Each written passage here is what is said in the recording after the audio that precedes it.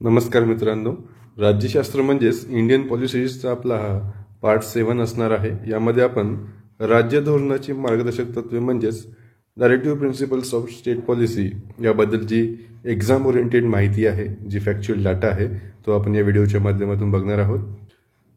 AMO म्हणजेच आयुर्वेदिक medical ऑफिसरसाठी हा त्यांच्या जीके पोर्शनसाठी महत्त्वाचा भाग असणार आहे आणि सोबतच येणारी राज्यसेवा असो किंवा कंबाईन असो त्यासाठी हा रिव्हिजन सिरीज म्हणून काम करणार आहे। तर राज्य धोरणाची मार्गदर्शक तत्त्वे म्हणजेच directive principle of state policy DPSP हा घटनेचा भाग 4 मध्ये दिला आहे। कलम 31 ते कलम 51 मध्ये याचं नमूद केलं आहे, याचं वर्णन केलं आहे। मार्गदर्शक तत्वे ही न्यायप्रविष्ट नसतात, म्हणजेच हे जस्टिसिएबल नसतात, नॉन जस्टिसिएबल आहेत। म्हणजेच यांची उल्लंघन झाले तर यामध्ये आपल्याला न्यायालयामध्ये याबद्दल दाद मागता येत नाही। मार्गदर्शक तत्वे हे 1937च्या आयरिश घटनेवरून घेतलेले आहेत। या आधीच आपण बघितलं होतं की घटनेची स्रोत त्यामध्ये आपण आयर्लंडमधून जे आपण घेतले होते त्यामध्ये डीपीएसपीचं पण समावेश होतं, आपण मागच्या व्हिडिओजमध्ये बघितलं होतं। त्यानंतर 1935च्या कायद्यातील सूचनांची साधने म्हणजे इन्स्ट्रुमेंट ऑफ इन्स्ट्रक्शन याप्रमाणे आहेत असं तिथे नमूद आहे। याचा उद्देश आहे की प्रस्ताविकेतील म्हणजेच जे प्रिॲम्बल आपण बघितलं होतं त्यामध्ये न्याय, स्वातंत्र्य, समता, बंधुता, उदात्त आदर्श स्थापन करणे व साध्य करणे आणि देशात आर्थिक व सामाजिक लोकशाही स्थापन करणे असं त्याचं उद्दिष्ट आहे। मार्गदर्शक तत्वाचा जो इतिहास आहे तो आपल्याला 1931 सालच्या कराची अधिवेशनामध्ये आढळते। मार्गदर्शक तत्वासाठी BN राव असतील, अय्यर असतील, डॉक्टर बाबासाहेब आंबेडकर असतील व KT शहा यांनी समर्थन दिले होते।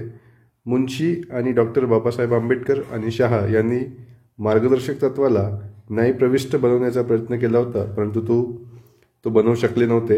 याचं कारण म्हणजे अंमलबजावणीसाठी आवश्यक वित्तीय संसाधनाची देशाकडे कमतरता होती। ज्यावेळेस देश स्वतंत्र झाला त्यावेळेस देशाकडे पाहिजे तेवढी भांडवल उपलब्ध नव्हती, देशाची अर्थव्यवस्था ही ढासळली होती, त्यामुळे वित्तीय संसाधनाची देशाकडे कमतरता होती।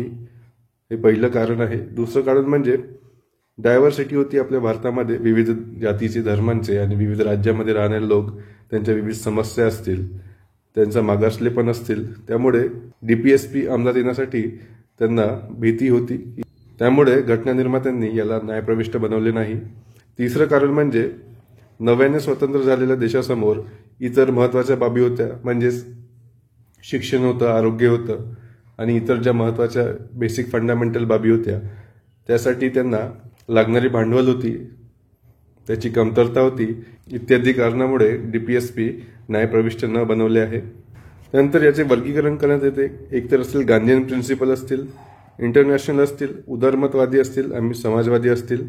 उदारमतवादी म्हणजे लिबरल अँड इंटेलेक्च्युअल प्रिन्सिपल असतील। त्यांचं समाजवादी म्हणजे सोशलिस्ट प्रिन्सिपल असतील, गांधीयन प्रिन्सिपल असतील आणि इंटरनॅशनल प्रिन्सिपल असतील। अशा 4 भागामध्ये याचं वर्गीकरण केलं जातं। गांधीयन प्रिन्सिपलमध्ये कलम 40, 43, 46, 47 आणि 48 याचा समावेश होतो। आंतरराष्ट्रीयमध्ये कलम 40चा समावेश होतो। उदारमतवादीमध्ये 44 असेल, 45 असेल, 48A, 49, 50 आणि 51 याचा समावेश होतो। समाजवादीमध्ये कलम 38, 39, 41, 42, 43, 43A, 43B आणि 47 या कलमांचा समावेश होतो। हे संपूर्ण कलमे आपण येणाऱ्या स्लाइडमध्ये डिटेलमध्ये बघणारच आहोत। तर आपण बघितलं होतं की डीपीएसपी कलम 36 ते कलम 51 मध्ये दिलं आहे पार्ट 4 मध्ये। तर कलम 36 ही राज्यसंस्थेची व्याख्या आहे। आपण फंडामेंटल राईट्स म्हणजेच मूलभूत हक्क जेव्हा आपण बघितले होते त्यामध्ये आपण कलम 12 मध्ये स्टेटची डेफिनेशन बघितली होती, तुम्हाला लक्षात असेल। त्यामध्ये राज्यसंस्थेची जी व्याख्या आहे तीच कलम 36 मध्ये दिलेली आहे। कलम 37 मध्ये मार्गदर्शक तत्वे हे कोणत्याही न्यायाकरणावी न्यायप्रविष्ट नसतील, म्हणजेच नॉन जस्टिसिएबल नसतील असं यामध्ये कलम 37 मध्ये नमूद केलं आहे। ही तत्वे देशाच्या शासन व्यवहाराच्या दृष्टीने मूलभूत आहेत आणि कायदे करताना ही तत्वे लागू करणे हे राज्यसंस्थेचे कर्तव्य आहे। म्हणजेच कोणतेही कायदे असतील किंवा कोणत्याही योजना असतील त्या करताना किंवा अंमलात आणताना या डीपीएसपीचा विचार करणे राज्य असो किंवा केंद्र असो यांना बंधनकारक नाही, पण त्यांचे कर्तव्य आहे असे आपल्याला इथे म्हणता येईल। त्यानंतर कलम 38 पासून आपल्याला DPSP चालू होतात। यामध्ये कलम 38 मध्ये राज्याने लोककल्याणाच्या संवर्धनासाठी समाज व्यवस्था प्रस्थापित करणे असं नमूद केलं आहे।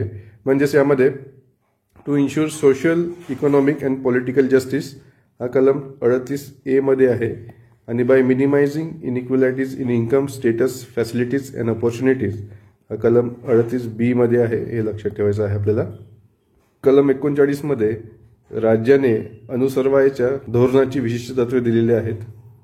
कलम 39A मध्ये स्त्री व पुरुष नागरिकांना उपजीविकेचे पुरेसे साधन मिळण्याचा हक्क आहे। त्यानंतर 39B मध्ये समाजाच्या नैतिक साधनसंपत्तीची मालकी व नियंत्रण यांची विभागणी सामूहिक हिताला सर्वाधिक उपकार होईल अशा रीतीने व्हावी। म्हणजे समाजाचे जे फिजिकल ॲसेट्स आहेत ते कुठल्याही एका हातामध्ये न एकवटता त्यांनी सामूहिक हित साध्य होईल अशा प्रकारे त्याचं वाटप करावे अशा प्रकारची यामध्ये तरतूद दिलेली आहे।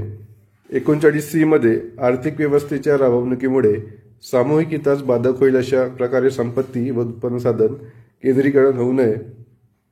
म्हणजे state shall avoid concentration of wealth in few hands, म्हणजेच काही मोजक्या लोकांच्या हातामध्ये जी धनसंपत्ती आहे देशाची ती एकवटली जाऊ नये अशा प्रकारे तरतूद कलम 39C मध्ये केलेली आहे। त्यानंतर 39D मध्ये पुरुष व स्त्रियांना या दोघांना समान कामाबद्दल समान वेतन मिळावे। म्हणजेच आपल्या भारतामध्ये जे लेबर असतात, मेल लोकांना 250 रुपीज पर डे आहे फॉर एक्झाम्पल आणि फिमेलला फक्त 150 रुपीज आहे, तर हे कलम 39D चे व्हायोलेशन आहे। परंतु DPSP हे नॉन जस्टिसिएबल आहे, त्यामुळे यासाठी आपण सुप्रीम कोर्ट किंवा हायकोर्टमध्ये दाद मागू शकत नाही। तर 39D मध्ये आपल्याला equal pay for equal work for both men and women ही तरतूद दिलेली आहे। कलम 39E मध्ये स्त्री व पुरुष कामगारांचे आरोग्य असतील, ताकद असतील आणि बालकाचे कोवळे वय यांचा दुरुपयोग घेण्यात येऊ नये अशी प्रकारची तरतूद आहे। कलम 39F मध्ये बालकांना मुक्त व प्रतिष्ठापूर्वक वातावरणात आपला विकास करण्याची संधी व सुविधा, बालके व युवक यांना शोषणापासून, नैतिक व भौतिक उपेक्षणापासून संरक्षण इत्यादी तरतूद आहे।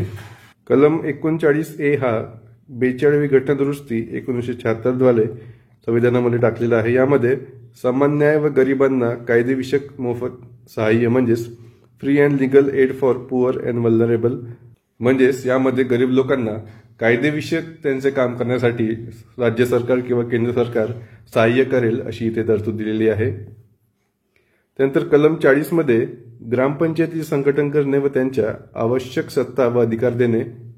आपल्याकडे जी ग्रामपंचायत असते तिची जी स्थापना होत असते तिची तरतूद दिली आहे, ती घटनेच्या कलम 40 मध्ये दिलेलं आहे। त्यानंतर कलम 41 मध्ये बेकारी, वार्धक्य, आजार, विकलांगता स्थितीत कामाचा, शिक्षणाचा आणि सार्वजनिक सहाय्याची शाश्वती देणे। म्हणजेच जे आपल्या राज्यामध्ये किंवा देशामध्ये दिव्यांग लोक असतील किंवा बेरोजगारी भत्ता असेल किंवा जे निराधार लोक असतील त्यांना भत्ता असेल किंवा आता लेटेस्टमध्ये लाडकी बहीण योजना जी सुरू केली आहे, अशा प्रकारच्या ज्या योजना आहेत त्या सर्व कलम 41च्या अंडर सरकार किंवा राज्य सरकार किंवा केंद्र सरकार त्यांचं फॉर्म्युलेशन केलं जातं। कलम 42 मध्ये कामाबाबत न्याय व मानवीय स्थिती व प्रसूती विषयक सहाय्य यांची तरतूद आहे। म्हणजेच यामध्ये जे मॅटर्निटी रिलीफ आहे, जे मॅटर्निटी आपल्याकडे बेनिफिट आहेत, 26 हप्त्यांचे जे बेनिफिट दिले जातात ते कलम 42 नुसार मध्ये त्याची तरतूद दिलेली आहे। त्यानंतर कलम 43 मध्ये कामगारांना निर्वाह वेतन म्हणजेच त्यांच्या उदरनिर्वाहासाठी एक मिनिमम वेजेसची तरतूद आपण कलम 43च्या मार्फत करू शकतो आणि सोबतच कुटीर उद्योगाबाबतची जी तरतूद आहे ती कलम 43 मध्ये केलेली आहे। त्यानंतर कलम 43A आहे, ही कलम 42वी घटना दुरुस्ती 1976 नुसार समावेश करण्यात आला आहे। यामध्ये उद्योगधंद्याच्या व्यवस्थापनात कामगारांचा सहभाग म्हणजेच वर्कर पार्टिसिपेशन इन मॅनेजमेंटची तरतूद केलेली आहे। त्यानंतर कलम 43B मध्ये सहकारी संस्थांची निर्मिती, जे कोऑपरेटिव्ह सोसायटीज आहेत त्याबद्दलची यामध्ये तरतूद केली आहे आणि ही जी कलम आहे 43B हे 97वी घटना दुरुस्ती 2011 नुसार घटनेमध्ये समाविष्ट करण्यात आले आहेत। त्यानंतर कलम 44 मध्ये युनिफॉर्म सिव्हिल कोड असेल, म्हणजे समान नागरी कायदा लागू करण्यासाठी राज्य प्रयत्नशील राहील अशी तरतूद आहे। समान नागरी कायदा म्हणजेच सर्वच रिलिजनच्या लोकांना एक समान कायदा लागू असणार आहे। त्यामध्ये फॉर एक्झाम्पल आता करंटली आपल्या देशामध्ये शीख धर्मांचा अलग कायदा चालतो, मुस्लिम धर्मांचा अलग कायदा चालतो, हिंदू धर्मांचा अलग कायदा चालतो, त्यांचे रीतिरिवाज वेगवेगळे आहेत. परंतु युनिफॉर्म सिव्हिल कोड ज्यावेळेस देशामध्ये किंवा राज्यामध्ये प्रस्थापित होईल त्यावेळेस सर्वच रिलिजनना एकच कायदा लागू असणार आहे, अशा प्रकारची तरतूद कलम 44 मध्ये दिली आहे. परंतु आपल्या भारतामध्ये सर्वात प्रथम जे युनिफॉर्म सिव्हिल कोड लागू आहे तो राज्य म्हणजे गोवा आहे, आणि आता सेकंड जो बनला आहे तो उत्तराखंड आहे, हे आपल्याला लक्षात ठेवायचं आहे इथे.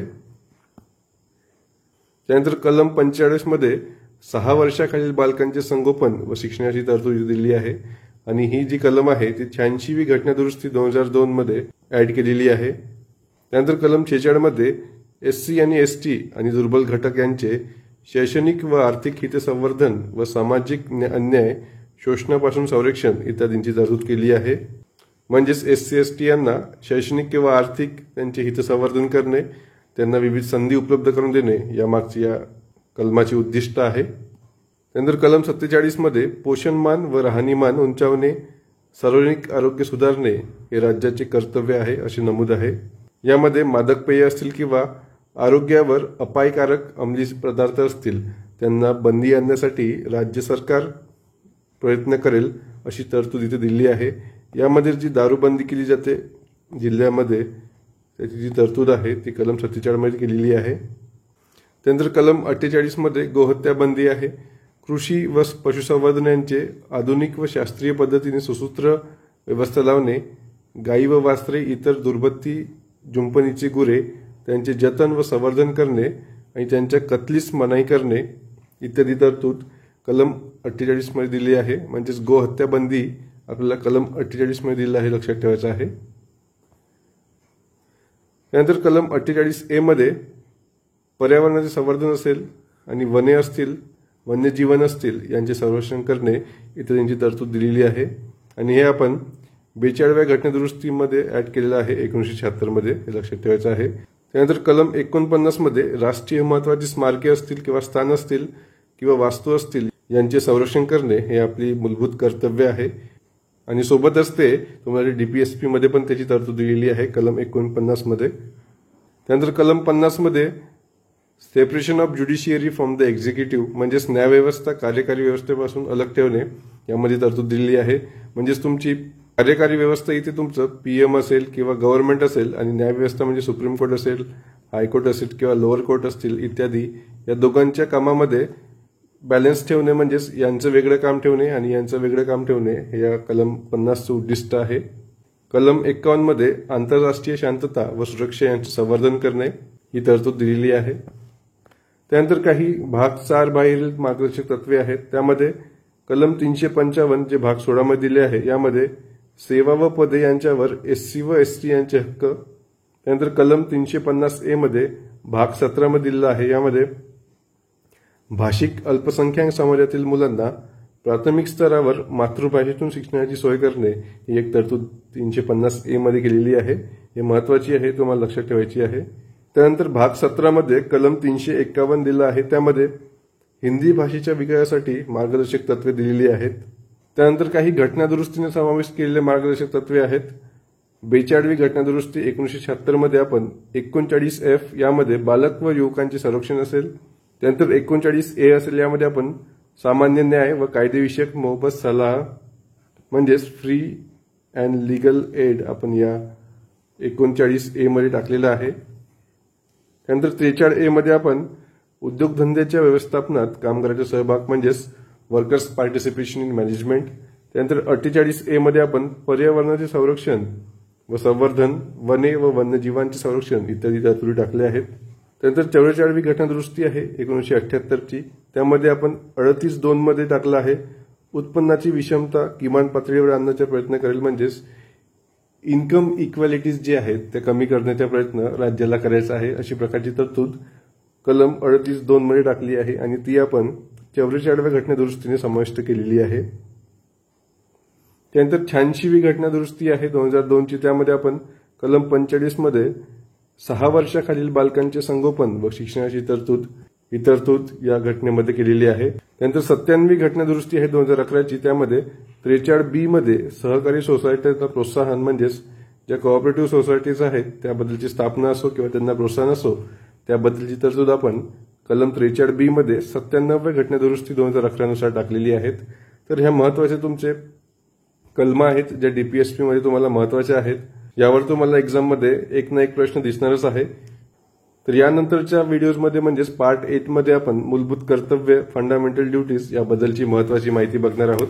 इतर माहितीसाठी तुम्ही ब्रेनसेट MPSCचं टेलिग्राम चॅनल जॉईन करू शकता. याची जी PDF आहे ते आपण सर्व हे सिरीज झाल्यानंतर लास्टमध्ये सर्व PDF मर्ज करून तुम्हाला टेलिग्राम चॅनलवर प्रोव्हाइड करण्यात येणार आहे.